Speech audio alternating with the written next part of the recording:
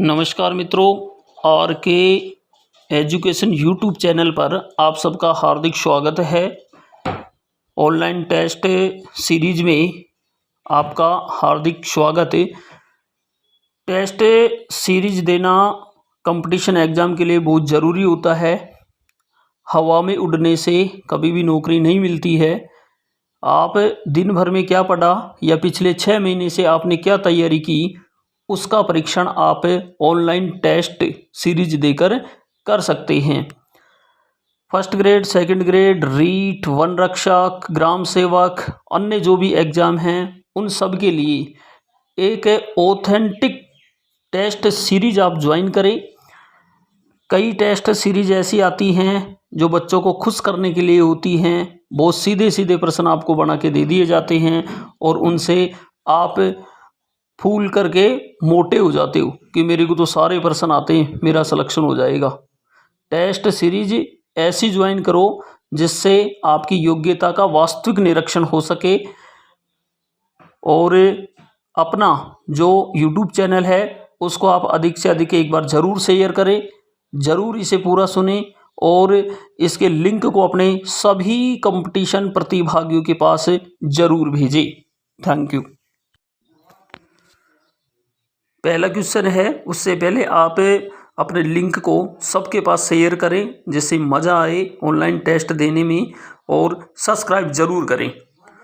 First question है, राजस्थान का mini Khajuraho किसे कहा जाता है? ए किराड़ू का मंदिर, बी रणकपुर मंदिर, भंडदेवरा मंदिर, नागदा मंदिर।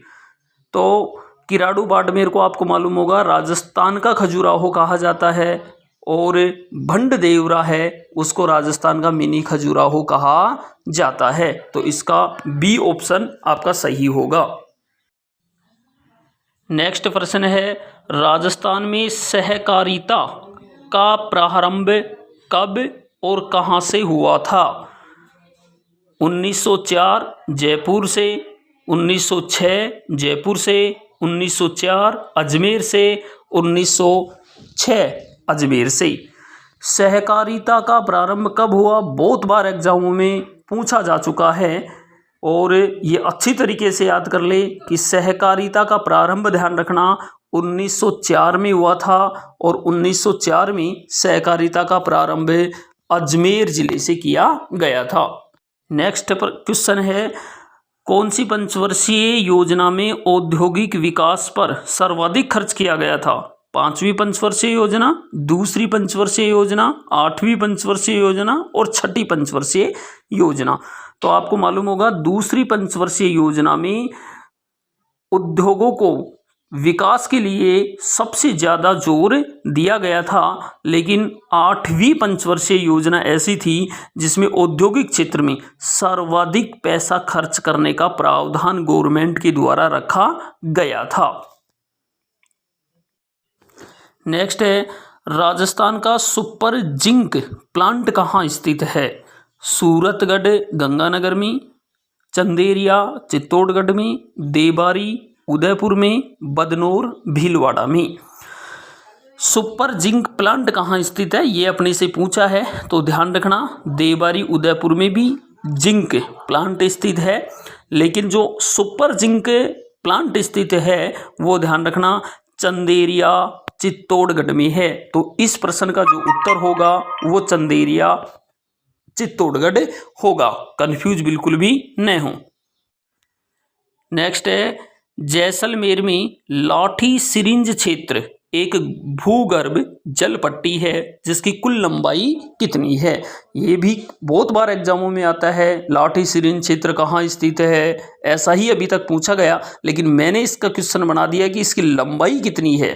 तो 25 किलोमीटर, 40 किलोमीटर, 60 किलोमीटर, 32 किलोमीटर। तो इसकी जो टोटल लंबाई है ये जैसलमेर जिले में है लाठी सिरिंज क्षेत्र। यहाँ पर सेवन घास उगती है, ध्यान रखना, जो बहुत दुधारू पशुओं के लिए उपयोगी होती है। तो इसका उत्तर 60 किलोमीटर होगा। नेक्स्ट क्वेश्चन है, राजस्थान में सर्वप्रथम पशुपालन की जानकारी किस सभ्यता से मिली? बहुत महत्वपूर्ण प्रश्न है। एक पूछा जाता है कि मिश्रित कृषि की जानकारी कौन सी सभ्यता से मिलती है, तो ध्यान रखें खेती के साथ पशुपालन करना मिश्रित कृषि कहलाती है। इसकी जानकारी तो मिलती है कालीबंगा सभ्यता से, लेकिन केवल पशुपालन की जानकारी आपसे पूछी जाए तो वो सभ्यता है बागोर सभ्यता, भीलवाड़ा। यहाँ से पहली बार केवल पशुपालन की अपने को क्या मिली थी, जानकारी मिली थी। तो इसका उत्तर कालीबंगा कभी मत करना। नेक्स्ट क्वेश्चन है जसवंतपुरा बांध, जिसको पिचियाक बांध भी कहा जाता है, उसमें जल आपूर्ति कौन सी नदी से होती है। पिचियाक बांध बहुत बार एग्जाम में पूछा है मित्रों कि पिचियाक बांध है कहाँ। तो सबसे पहले तो ध्यान रखना जसवंतपुरा बांध को ही पिचियाक बांध कहते हैं और ये जोधपुर जिले में स्थित है। तो जवई नदी, लूनी नदी, बनास नदी और ज्वेलरी नदी। तो आपको मालूम होगा इसका आप सब ज़्यादातर जवई नदी उत्तर देना चाहेंगे, लेकिन इसका वास्तविक उत्तर है लूनी नदी। लूनी नदी से जलापूर्ति होती है।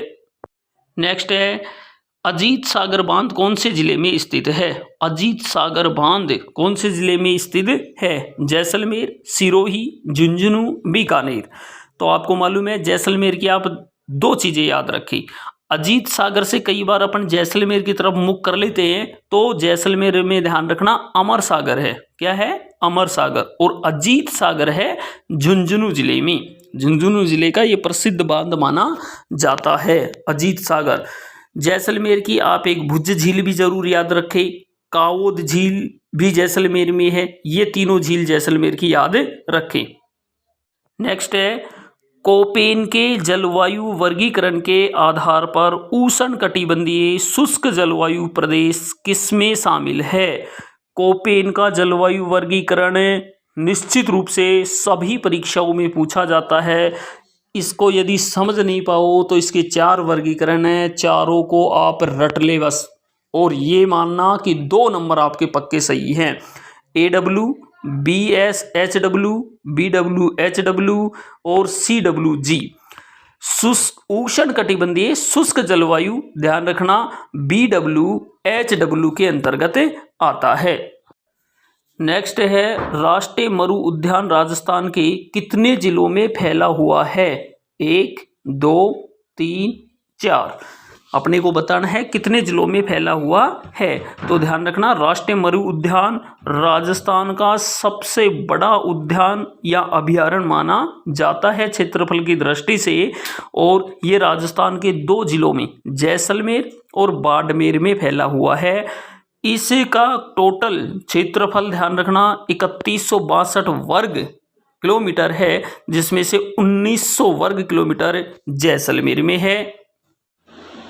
नेक्स्ट प्रश्न है राजस्थान की वह कौन सी फसल है जिसके उत्पादन में भारत देश विश्व में प्रथम स्थान पर है।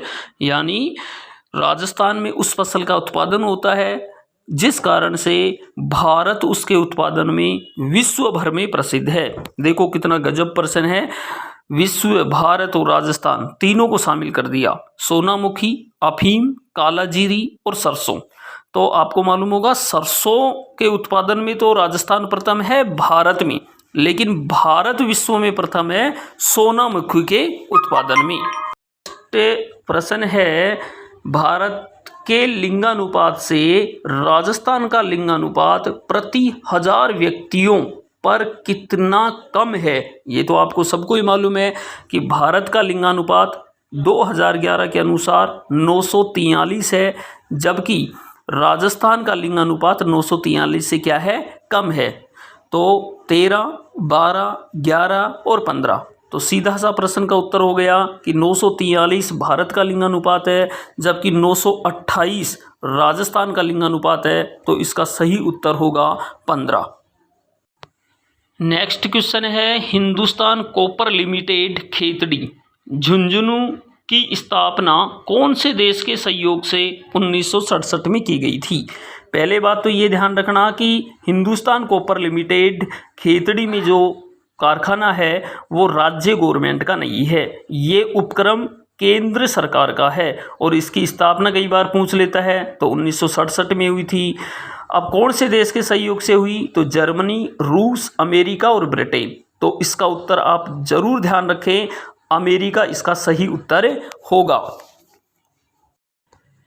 नेक्स्ट क्वेश्चन है, पंचमहल के नाम से राजस्थान का कौन सा दुर्ग जाना जाता है? पंचमहल यानी कौन सा ऐसा दुर्ग है जिसमें 5 महल बने हुए हैं, जिसके कारण उस दुर्ग को पंचमहल के नाम से भी जानते हैं? वसंतगढ़ दुर्ग, त्रिभुवनगढ़ दुर्ग, नीमराणा दुर्ग और भानगढ़ दुर्ग। तो ध्यान रखें, वसंतगढ़ दुर्ग सिरोही में स्थित है, त्रिभुवनगढ़ दुर्ग करौली जिले में स्थित है, नीमराणा और भानगढ़ दोनों अलवर में है। तो इसका जो सही उत्तर होगा वो नीमराणा दुर्ग होगा। नेक्स्ट क्वेश्चन है, प्रसिद्ध कवि राजशेखर किस प्रतिहार शासक का दरबारी कवि और उसका गुरु रहा था? कई बार अपने से डायरेक्ट पूछ लेता है कि राजशेखर किसका दरबारी कवि था, या शासक का नाम दे देता है कि इस शासक का दरबारी कवि कौन था, क्योंकि राजशेखर बहुत महत्वपूर्ण कवि था। मिहिर भोज, महेंद्रपाल, महीपाल, भोज फर्स्ट यानी भोज प्रथम। तो ए और डी तो एक ही है दोनों, मिहिर भोज को ही भोज फर्स्ट कहते हैं, तो महेंद्रपाल और महीपाल में से होगा तो महेंद्रपाल इसका सही उत्तर है। नेक्स्ट क्वेश्चन है, ट्रेंच कमीशन का संबंध किस किसान आंदोलन से था? ये बहुत महत्वपूर्ण प्रश्न है। ट्रेंच कमीशन का संबंध कौन से आंदोलन से रहा? एक की किसान आंदोलन, बेंगू किसान आंदोलन, नीमू चाणा किसान आंदोलन और बिजोलिया किसान आंदोलन। तो बेंगू किसान आंदोलन इसका सही उत्तर होगा, क्योंकि बिंदुलाल भट्टाचार्य जो आयोग बना था वो बिजोलिया में बना था और ट्रेंच बना था बेंगू में। नेक्स्ट क्वेश्चन है, वह लोक देवता यानी लोक देवता पाबूजी के शिष्य मुख्य रूप से होते हैं? यानी लोक देवता जो अपने पाबूजी थे उनके जो शिष्य थे उनका संबंध कौन सी जाति से मुख्य रूप से था? ए जाट, बी रैबारी, सी छिपा और डी यादव। तो यादव तो ध्यान रखना केला देवी का संबंध हो गया, ये अच्छी तरीके से याद रखें। और जाट हैं जो लोक देवता तेजाजी और गोगाजी का है। तो तीसरा जो जाति बची वो रैबारी है मुख्य, तो इसका उत्तर रैबारी होगा। नेक्स्ट प्रश्न है, आदिवासियों की तारा भात की ओढ़नी, ये तरह है गलत लिखा हुआ है, इसको पढ़ें। तारा भात की ओढ़नी में कितने कोण वाले तारे बनाए जाते हैं? यानी ज्वार भात की ओढ़नी, तारा भात की ओढ़नी ये परीक्षाओं में आती हैं। कैरी भात की ओढ़नी आदिवासियों की हैं, तीनों अच्छी तरीके से याद रखें। तो इसमें जो तारा भात की ओढ़नी है इसमें जो तारे बनाए जाते हैं वो कितने कोण के होते हैं? चतुष्कोण, पंचकोण, षटकोण और सप्तकोण। तो ध्यान रखें षटकोण ये यानी ऑप्शन सी इसका सही उत्तर है।